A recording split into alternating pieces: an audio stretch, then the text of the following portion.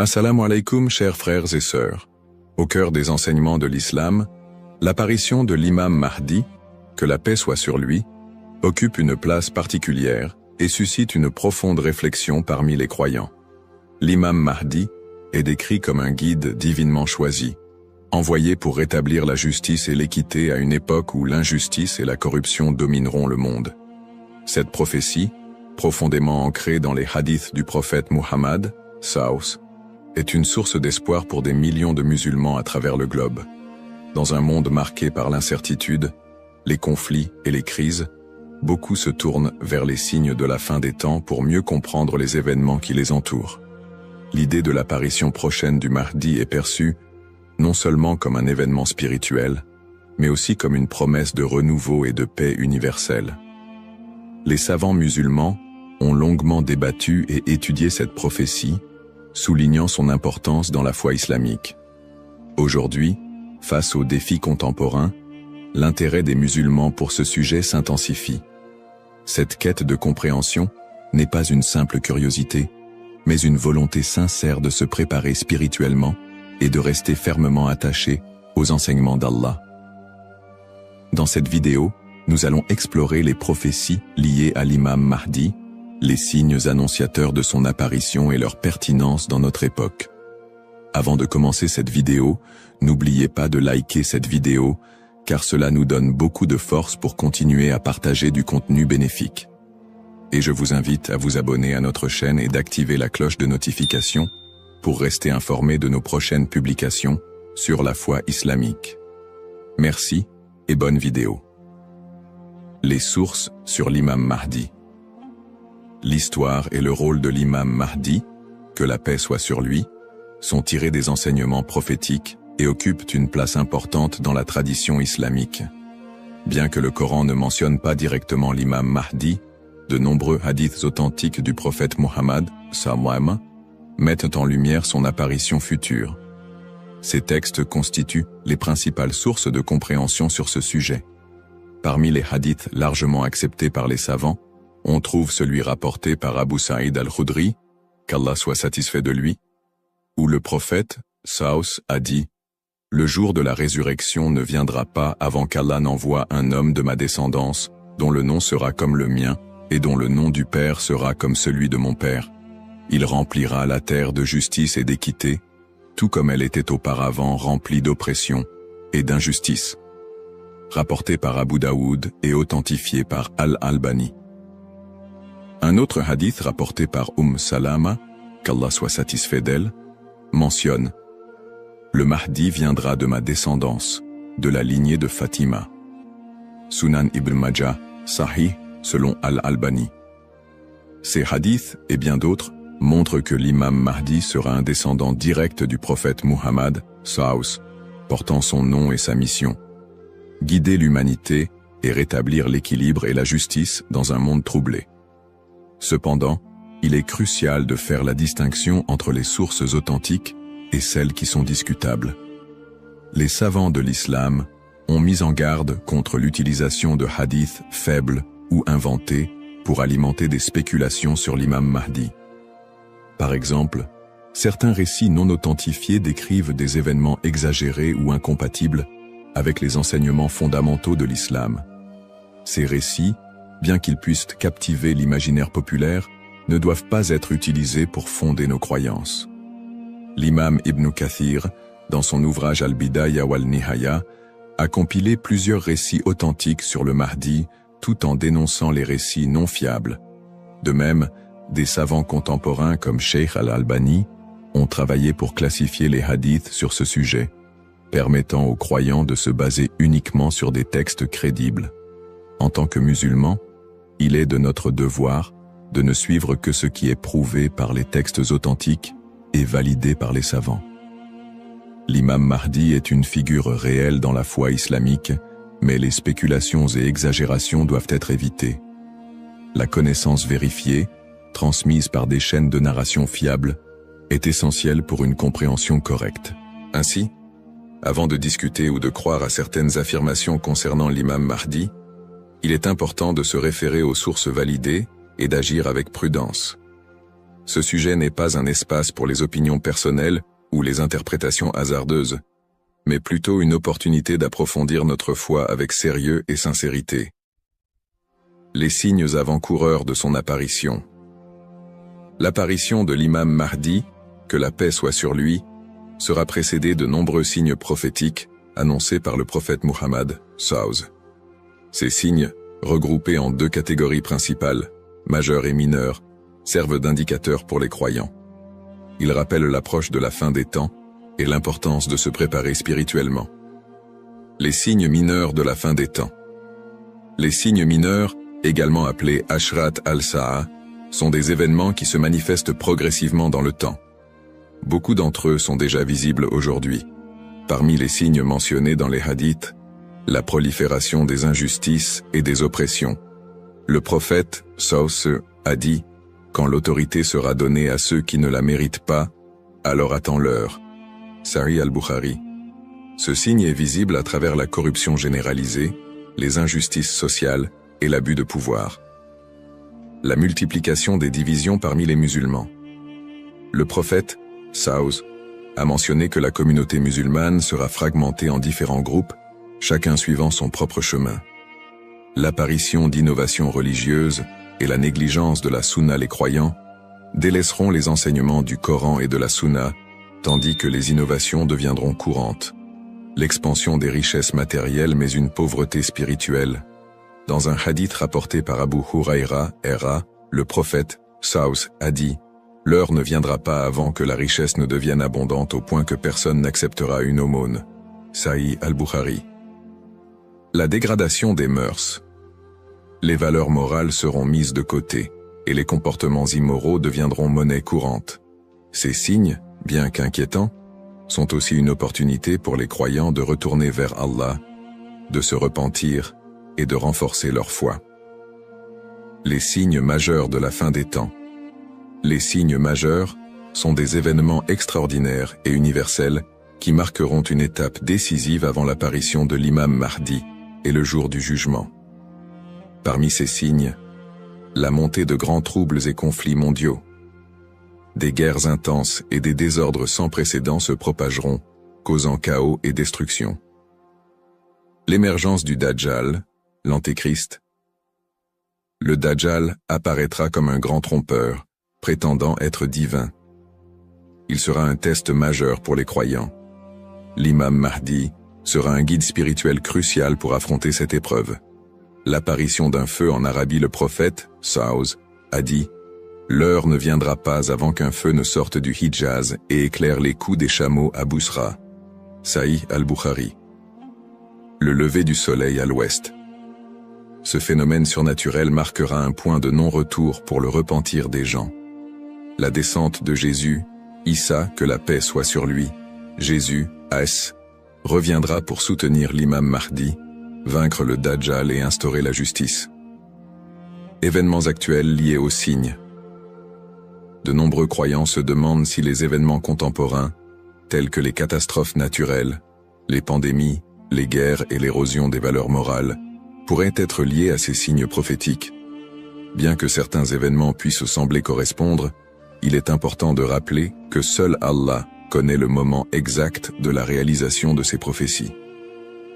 Interprétation des signes par les savants. Les savants islamiques soulignent que les signes de la fin des temps ne doivent pas être interprétés littéralement ni utilisés pour prédire des dates précises. Leur rôle est de renforcer notre foi et de nous rappeler l'impermanence de ce monde. Cheikh al-Islam ibn Taymiyyah et d'autres érudits ont mis en garde contre les spéculations excessives, rappelant que les prophéties doivent être comprises dans leur contexte spirituel et non comme des prédictions mondaines. Se préparer tout en restant modéré. Face à ces signes, les musulmans sont appelés à se tourner vers Allah par la prière, la lecture du Coran et les bonnes actions. Il est essentiel de ne pas sombrer dans la panique ou les théories sensationnalistes, mais plutôt de renforcer notre foi et notre confiance en Allah. Comme le prophète SAW l'a dit, « Agissez tant que vous êtes en vie ». Un rappel essentiel. Enfin, Il est crucial de se souvenir que seul Allah connaît le moment exact de l'apparition de l'imam Mahdi et du jour du jugement. Le rôle du croyant est de se préparer spirituellement et d'agir pour le bien, sans céder aux inquiétudes ou à l'impatience. Qui est l'imam Mahdi? L'imam Mahdi, que la paix soit sur lui, est une figure centrale des prophéties islamiques liées à la fin des temps. Son nom, Al-Mahdi, signifie « le bien guidé », et il est décrit comme un leader choisi par Allah pour restaurer la justice et l'équité dans un monde plongé dans l'injustice et la corruption. Il incarne l'espoir et la rédemption pour les croyants, à une époque où les valeurs morales et spirituelles auront été gravement dégradées. Le rôle de l'imam Mahdi selon les enseignements islamiques. Le rôle principal de l'imam Mahdi sera de guider l'humanité sur le chemin de la vérité et de la foi. Il apportera la justice dans un monde envahi par l'oppression et rétablira l'ordre dans les sociétés désorganisées. Le prophète Muhammad, a dit « Il remplira la terre de justice et d'équité, tout comme elle était auparavant remplie d'injustice et d'oppression. » Sunan Abu Daoud, Sahih selon Al-Albani. Le Mahdi sera également un défenseur de l'islam et de l'unité de la communauté musulmane. Ummah. Son arrivée coïncidera avec une période de chaos où les croyants seront divisés et éprouvés par de grandes tribulations.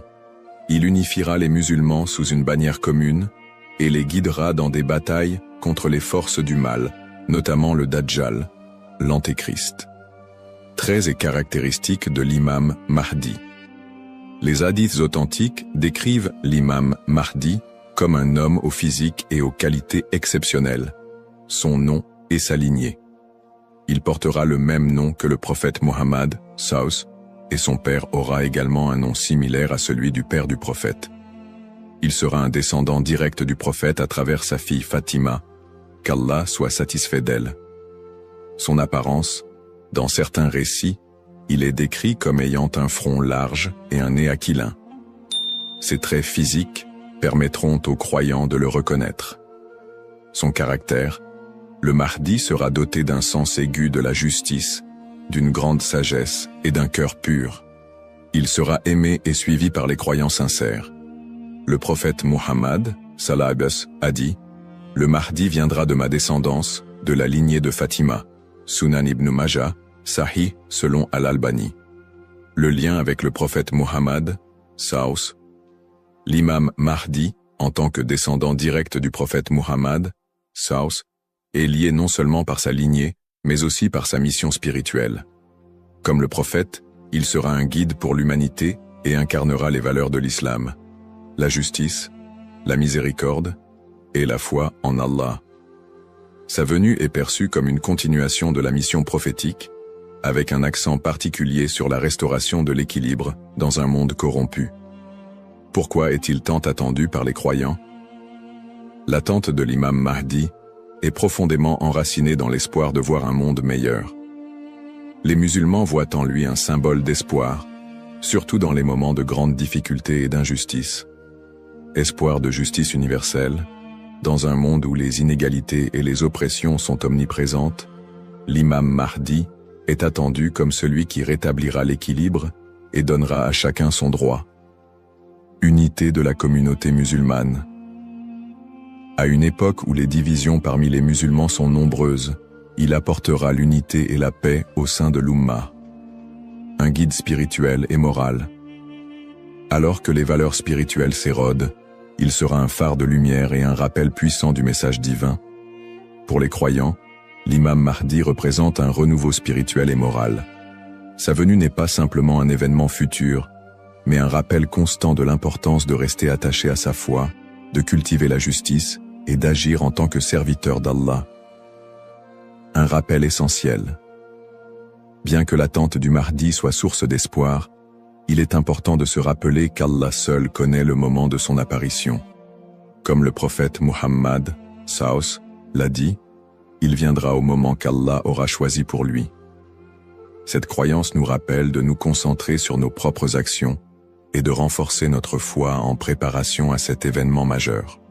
Le rôle du croyant en attendant l'imam Mahdi.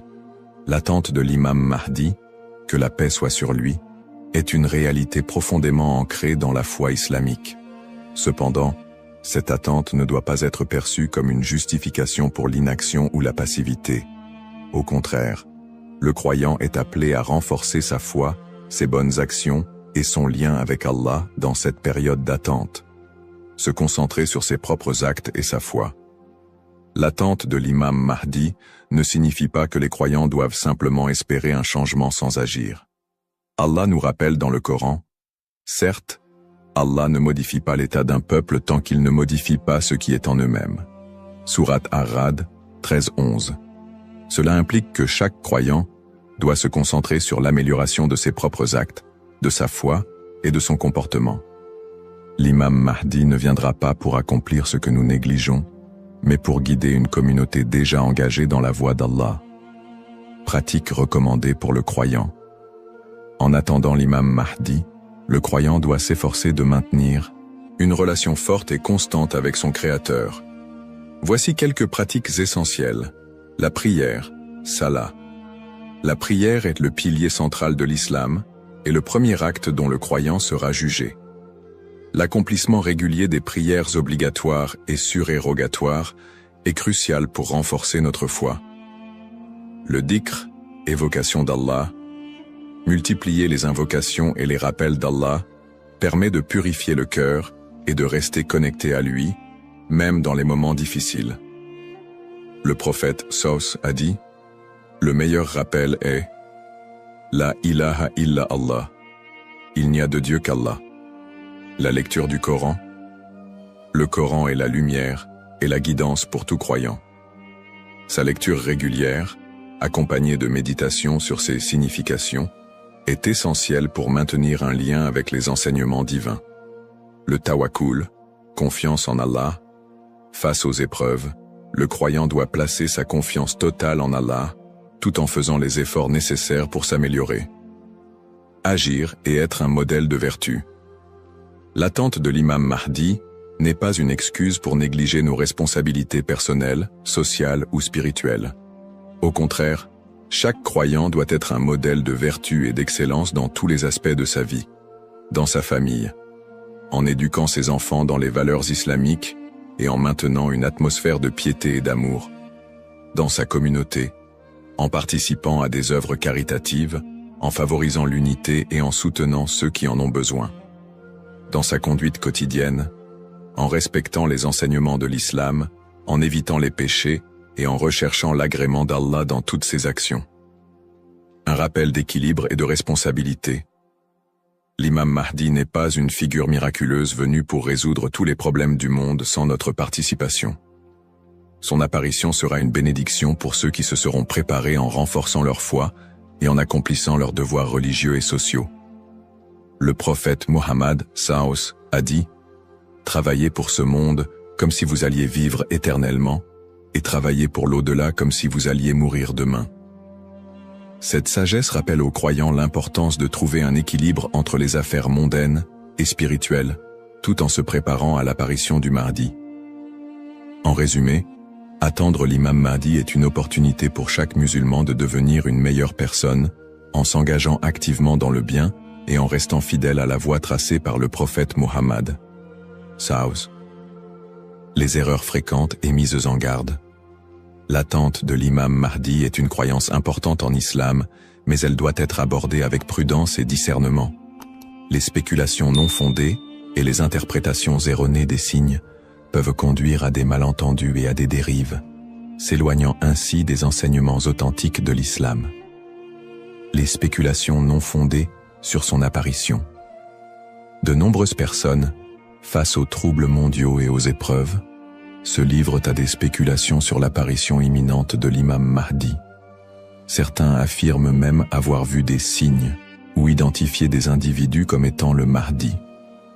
Ces spéculations, bien qu'alimentées par l'inquiétude ou l'espoir, sont souvent basées sur des sources faibles ou des interprétations personnelles. Le prophète Mohammed Saus nous a rappelé que seul Allah connaît le moment de ces événements. Quant à l'heure, nul ne la connaît, si ce n'est Allah. Sourate Luqman, 13-6 13-6 Il est donc essentiel de rester vigilant face à ceux qui prétendent connaître des détails précis ou fixer des dates, car cela va à l'encontre des enseignements islamiques. Les dangers d'interpréter les événements sans preuves solides. L'histoire a montré que certains individus ou groupes ont abusé de la croyance en l'imam Mahdi pour manipuler les gens, provoquer des divisions ou instaurer des mouvements extrémistes. Ces interprétations sans fondement solide peuvent semer la confusion et détourner les croyants de leur foi. Les savants mettent en garde contre l'interprétation erronée des textes prophétiques sans une connaissance approfondie. L'utilisation des événements actuels pour affirmer des prophéties sans preuves solides. La propagation de fausses informations ou d'idéologies qui ne reposent pas sur le Coran et la Sunna. Les conseils des savants pour éviter les dérives. Pour se prémunir contre ces erreurs, les savants recommandent les points suivants. S'appuyer sur les sources authentiques, étudier les hadiths authentiques et éviter les récits douteux ou faibles. Ne pas se précipiter dans les conclusions, rester humble et reconnaître que seul Allah connaît la vérité absolue.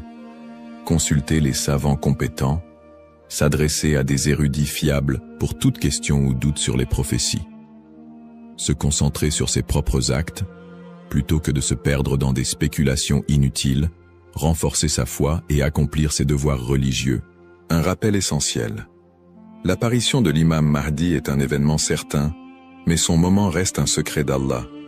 Le prophète Muhammad SAW nous a enseigné l'importance de ne pas se perdre dans des conjectures, mais de rester attaché aux principes de l'islam et de faire confiance à Allah.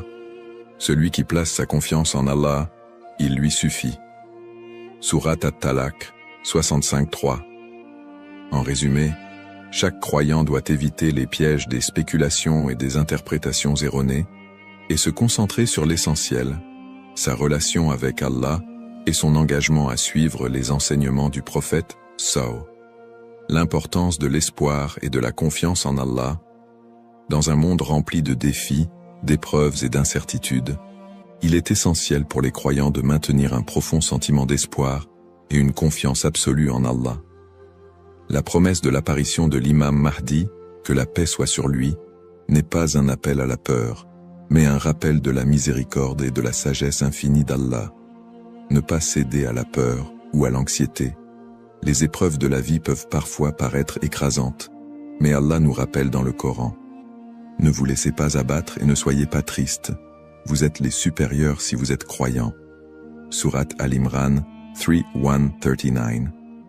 Plutôt que de succomber à l'anxiété face aux troubles du monde ou aux signes de la fin des temps, les croyants doivent se rappeler que ces événements font partie du plan divin. Allah est le meilleur des planificateurs, et tout ce qui se passe a une raison profonde, même si elle nous échappe. Chaque épreuve est une opportunité de se rapprocher d'Allah. Les moments de difficulté sont, en réalité, des occasions uniques pour renforcer sa foi et son lien avec Allah. Le prophète Muhammad SAW a dit « La récompense est proportionnelle à l'épreuve. Lorsqu'Allah aime un peuple, il l'éprouve. » Sahih al-Bukhari. Au lieu de voir les épreuves comme des obstacles, elles doivent être perçues comme des moyens d'expier nos péchés, de purifier nos cœurs et d'accroître notre patience et notre gratitude. Les pratiques comme le dhikr, la prière et la lecture du Coran permettent de transformer ces épreuves en des opportunités de rapprochement avec Allah. Plus le croyant se connecte à son Seigneur, plus il trouve de sérénité et de force face à l'adversité. Rester unifié en tant qu'Ummah. L'unité de la communauté musulmane, Ummah, est un pilier essentiel dans la préparation à l'apparition de l'imam Mahdi. La division affaiblit les croyants et les détourne de leurs objectifs spirituels. Allah nous appelle à l'unité dans le Coran. Et cramponnez-vous tous ensemble au câble d'Allah et ne soyez pas divisés. Surat Al-Imran 3:1-3. En restant unis, les croyants peuvent surmonter les épreuves collectives et se soutenir mutuellement dans la foi. L'entraide, le pardon et l'amour fraternel sont des valeurs fondamentales pour bâtir une communauté forte et résiliente. Un rappel d'espoir et de sérénité. Allah est toujours avec ceux qui placent leur confiance en lui. Le prophète Muhammad, Savus, nous a enseigné que même dans les moments les plus sombres, Il y a toujours de l'espoir pour ceux qui se tournent vers Allah avec sincérité. Il a dit, « Étonnante est l'affaire du croyant. Tout ce qui lui arrive est un bien pour lui. Si un bonheur l'atteint, il remercie, et c'est un bien pour lui. Et si un malheur l'atteint, il patiente, et c'est un bien pour lui. » Sahih Muslim. Ainsi, en renforçant notre foi, en restant unis et en plaçant notre confiance en Allah, nous transformons les moments d'incertitude en des opportunités de grandir spirituellement et de construire un avenir meilleur pour l'Ummah. Conclusion inspirante. En résumé, la prophétie de l'apparition de l'imam Mahdi est un rappel puissant pour les croyants de renforcer leur foi, d'être attentifs aux enseignements d'Allah et de se préparer spirituellement à l'au-delà. Nous avons exploré les sources authentiques qui mentionnent l'imam Mahdi, les signes avant-coureurs de son apparition et son rôle dans la restauration de la justice et de l'équité. Nous avons également mis en lumière l'importance pour chaque croyant d'agir, de cultiver la patience et de ne pas tomber dans des spéculations infondées. Ces enseignements sont une invitation à la réflexion personnelle. Suis-je prêt à rencontrer mon Seigneur? Ai-je accompli les devoirs qu'Allah m'a confiés? L'attente de l'imam Mahdi doit nous pousser à purifier nos intentions, à accroître nos bonnes actions et à renforcer l'unité de l'Ummah. Terminons cette réflexion par une invocation sincère. Ô Allah, guide-nous sur le droit chemin, raffermis notre foi et aide-nous à être parmi ceux qui te plaisent. Protège l'humanité des épreuves et des divisions et accorde à l'Ummah l'unité et la paix. Fais de nous des serviteurs sincères et prépare nos cœurs à accueillir tes bénédictions. Amin. Puisse Allah nous accorder la patience, la sagesse et la force d'être des modèles de vertu et de foi. Bismillahir-Rahman-ir-Rahim. Au nom d'Allah, le tout miséricordieux, le très miséricordieux. Assalamu alaykum wa rahmatullahi wa barakatuh. Que la paix, la miséricorde et les bénédictions d'Allah soient d'armois sur vous tous. Attention, beaucoup de croyants commettent une erreur sans s'en rendre compte. Une erreur qui peut affecter leur relation avec Dieu. Lorsque l'appel à la prière du Maghrib retentit, qu'est-ce que vous faites en premier? Vous précipitez-vous sur la nourriture pour rompre votre jeûne et manger un repas complet avant de prier? Ou bien vous accomplissez immédiatement votre prière avant de prolonger l'iftar? Saviez-vous que retarder volontairement la prière du Maghrib après avoir bien mangé peut être une erreur grave? Beaucoup de musulmans prennent l'habitude de s'asseoir longuement pour manger après l'adhan, sans se rendre compte des conséquences spirituelles que cela peut engendrer. Pourtant, la prière est la première chose sur laquelle nous serons jugés, alors pourquoi prendre le risque de la négliger même temporairement? Dans cette vidéo, nous allons voir ensemble pourquoi il ne faut jamais retarder la prière du Maghrib après l'iftar. Quelles sont les recommandations du prophète Mohammed? Paix et bénédiction de Dieu sur lui, et comment adopter la bonne attitude afin de ne pas tomber dans cette erreur. Préparez-vous à découvrir un enseignement essentiel qui pourrait transformer votre manière de pratiquer votre foi.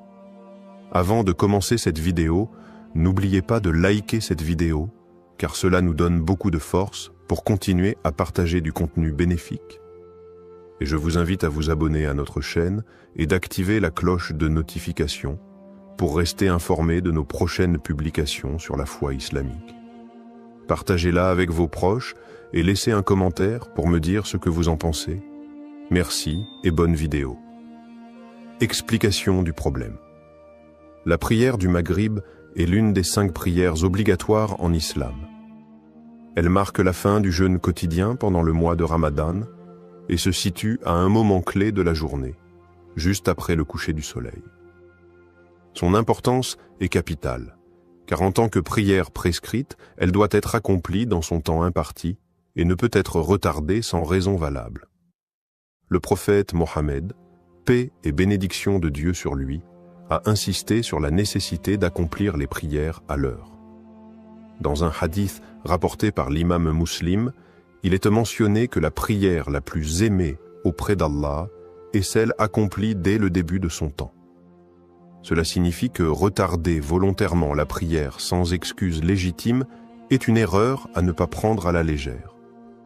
Que faut-il faire en premier, prière ou iftar? Lorsque l'appel à la prière du Maghrib est lancé, la question se pose. Faut-il d'abord prier ou d'abord manger?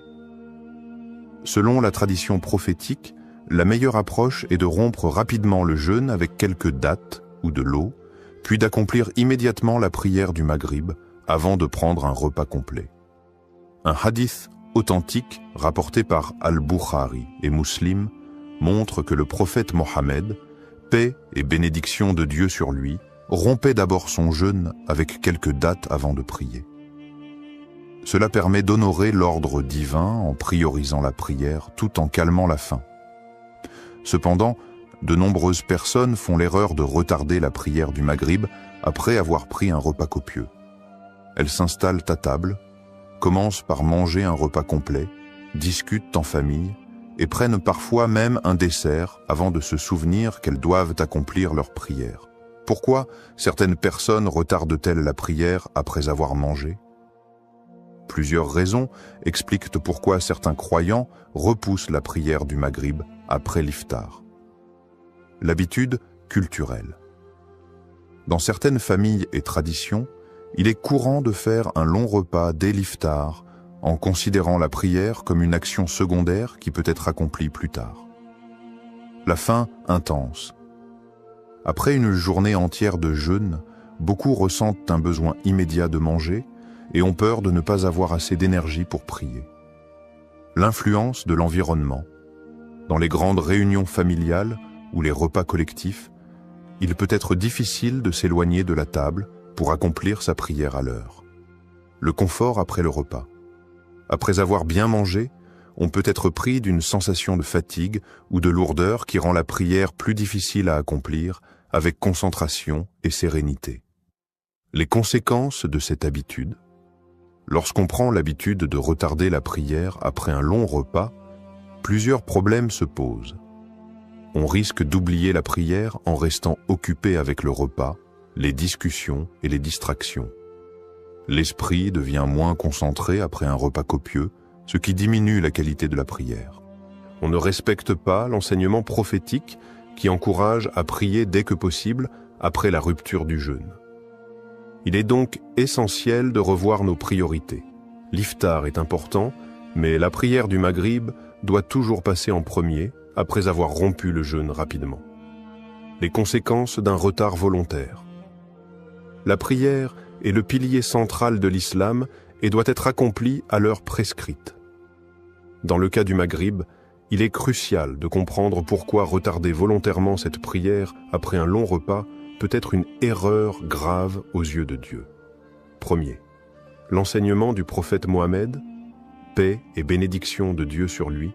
Le prophète Mohammed, paix et bénédiction de Dieu sur lui, a enseigné que la meilleure manière d'accomplir la prière est de la faire dès que l'appel à la prière est lancé. Il a dit « Les meilleures actions aux yeux d'Allah sont la prière faite à son heure, la bonté envers les parents et le combat dans le sentier d'Allah. » Rapporté par Al-Bukhari et Muslim. Concernant le Maghrib, il a été rapporté qu'il rompait son jeûne avec quelques dattes ou une gorgée d'eau, puis se levait immédiatement pour prier. Ce comportement est une sunna claire que les croyants doivent suivre pour éviter de tomber dans le piège du retard volontaire. 2.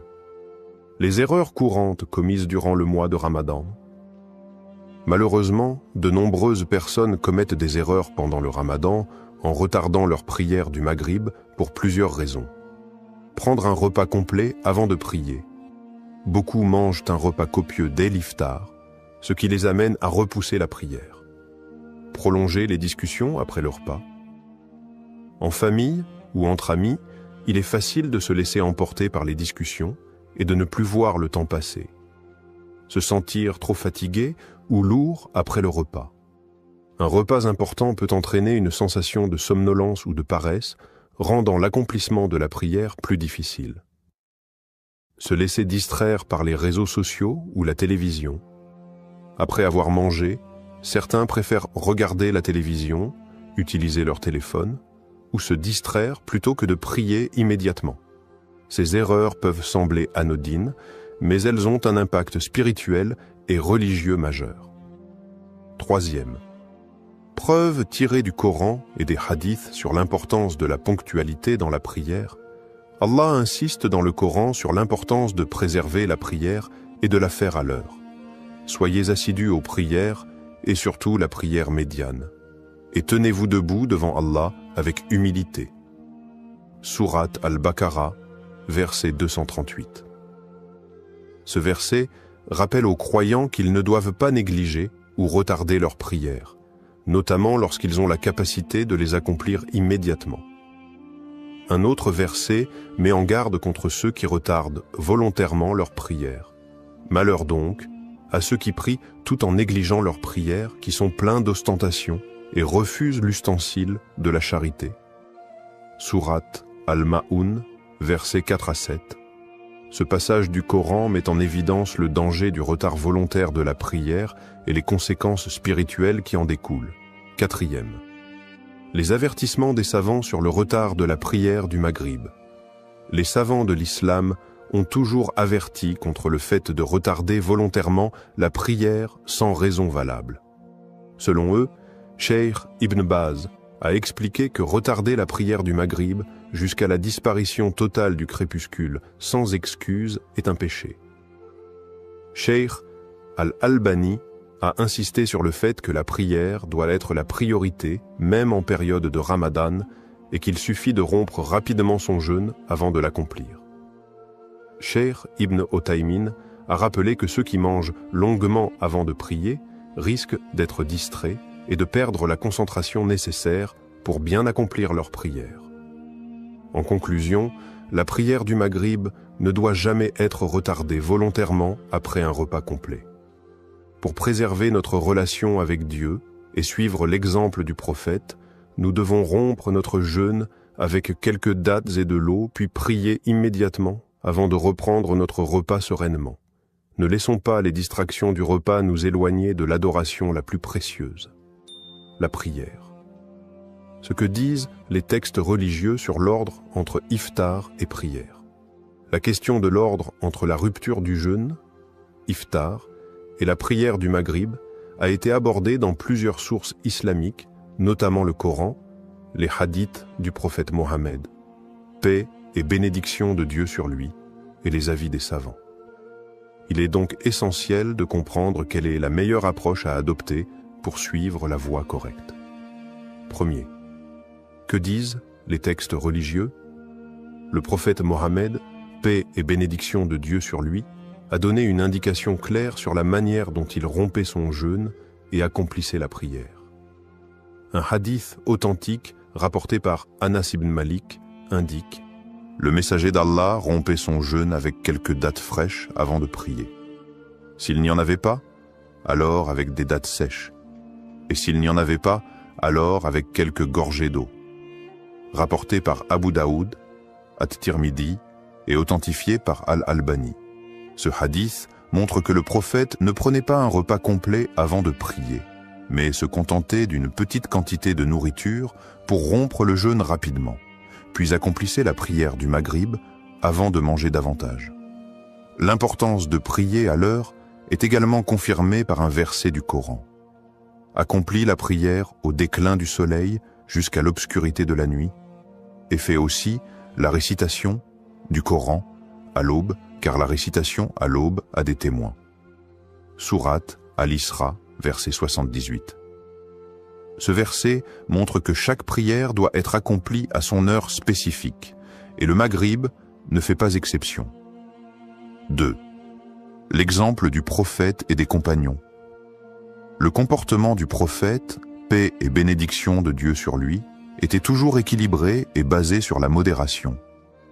Il ne retardait pas la prière après un long repas, mais il ne priait pas non plus en étant affaibli par la faim. Ses compagnons suivaient également cette pratique. Ils rompaient leur jeûne rapidement, priaient le Maghrib, puis prenaient le temps de bien manger par la suite.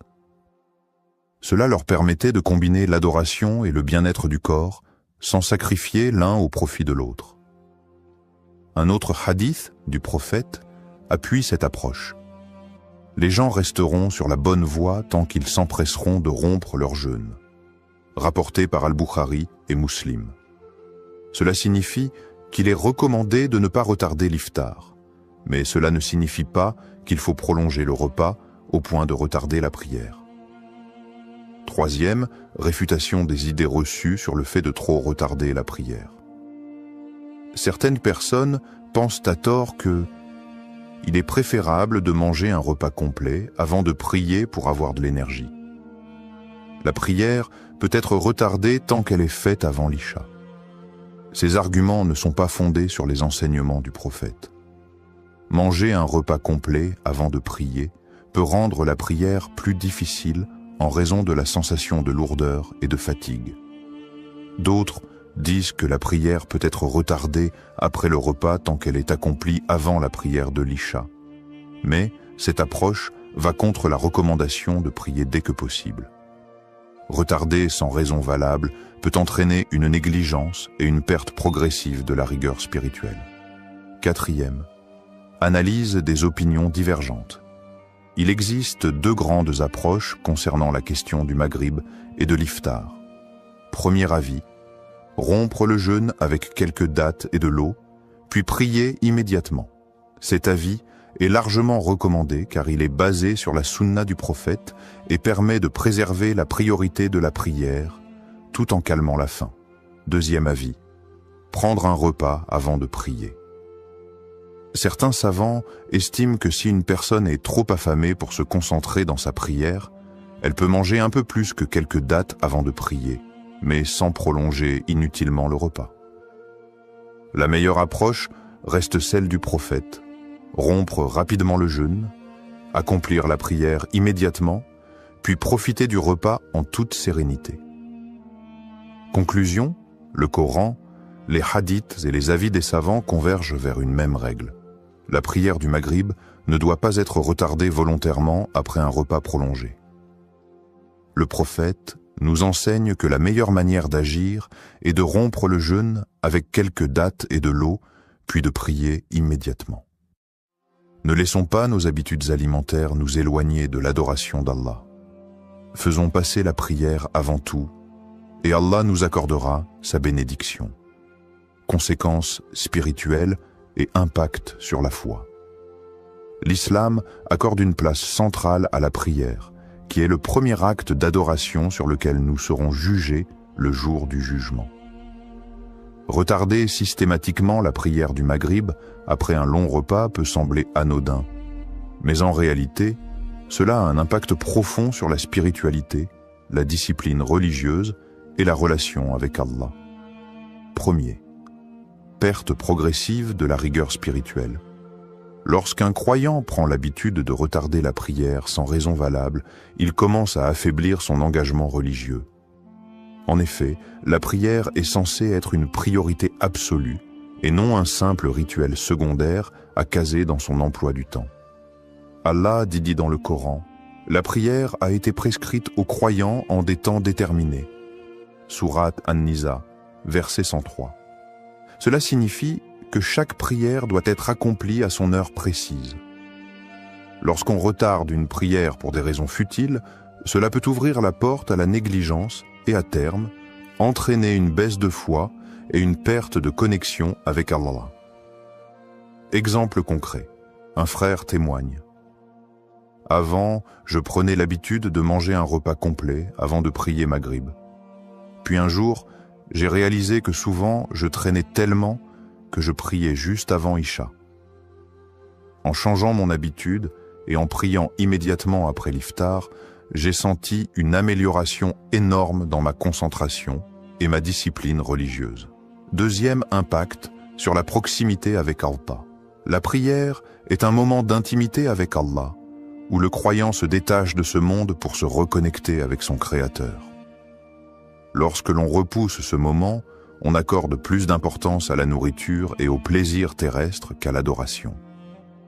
Le prophète Mohammed, paix et bénédiction de Dieu sur lui, a dit « La prière est la lumière du croyant », rapporté par Ahmad et At-Tabarani. En retardant volontairement la prière, on éloigne cette lumière de notre cœur et avec le temps, cela peut créer une insensibilité spirituelle. Exemple concret, une sœur raconte « J'avais du mal à me sentir connecté dans mes prières. Un jour, j'ai décidé de prier Maghrib immédiatement après l'iftar, et j'ai remarqué que mon cœur était plus léger et que ma concentration s'améliorait. J'ai compris que retarder la prière m'éloignait inconsciemment d'Allah. » Troisième, le danger d'oublier ou d'abandonner la prière. Lorsque l'on commence à retarder une prière, on prend l'habitude de la minimiser et cela peut mener à l'oubli ou même à l'abandon progressif des obligations religieuses. Allah met en garde contre ce comportement. Malheur donc à ceux qui prient tout en négligeant leur prière. Sourate Al-Ma'un, versets 4 à 5. Ce verset montre que ceux qui négligent la prière sont en grand danger spirituel. Même si au début, on pense la rattraper plus tard, l'habitude de retarder peut affaiblir la foi jusqu'à ce que la prière devienne une corvée ou soit oubliée. Exemple concret. Un jeune homme témoigne « J'avais l'habitude de dire « je prierai après le repas ». Et puis je regardais mon téléphone, discutais avec mes amis, et avant même de m'en rendre compte, l'heure de l'Isha arrivait. Un jour, j'ai même complètement oublié de prier Maghrib. C'est là que j'ai compris que je devais changer. Quatrième Ramadan. Un mois pour rectifier ses habitudes. Le mois de Ramadan est une opportunité précieuse pour renforcer sa relation avec Allah et adopter de bonnes habitudes spirituelles. Si l'on ne fait pas de la prière une priorité en ce mois béni, alors quand le fera-t-on? Ô vous qui avez cru, le jeûne vous a été prescrit comme il l'a été à ceux qui vous ont précédés, afin que vous atteigniez la piété. Sourate Al-Baqarah, verset 183. Ce verset montre que le Ramadan est un mois de transformation spirituelle. C'est le moment idéal pour abandonner l'habitude de retarder la prière et revenir à la sunna du prophète. Conclusion. Retarder la prière du Maghrib après un long repas peut sembler anodin, mais c'est une habitude qui affaiblit la foi, éloigne d'Allah et peut mener à la négligence spirituelle. En prenant l'habitude de rompre le jeûne rapidement et de prier immédiatement après, on renforce sa discipline religieuse, sa connexion avec Allah et sa rigueur dans l'adoration. Faisons de la prière une priorité, surtout en ce mois béni, et ne laissons pas nos repas prendre le dessus sur notre foi.